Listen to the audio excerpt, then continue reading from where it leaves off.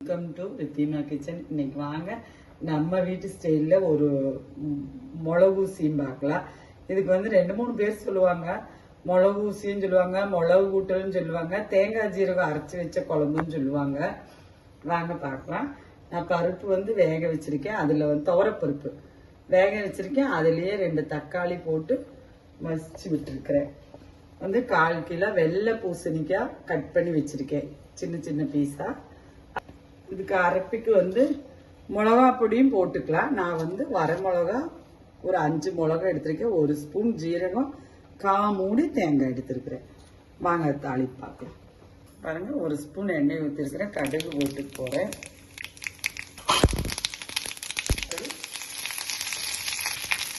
ஒரு அரை வெங்காயம் போட்டுருக்கேன். பாருங்க, அந்த வெங்காயம் இது நல்லா வெங்காயம் வணங்கிருச்சு. இதுல வரமிளகா போட்டுக்கலாம். நான் வரமிளகா போடல, பச்சை மிளகா 1 எடுத்துருக்கிறதுனால இந்த காயும் இந்த வெங்காயம் இதெல்லாமே இதுல போட்டு ஒரு பெரட்டு பெரட்டி விட்டுக்கிறோம்.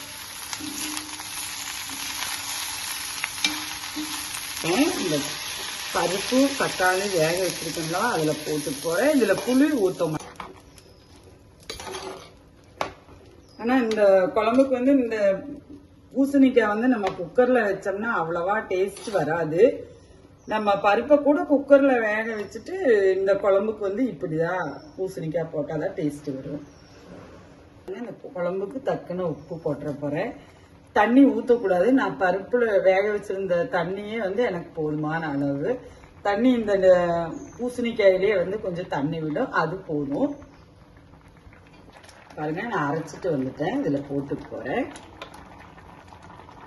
வெந்துருச்சு, ஒரு பகுதி வெந்திருக்குது.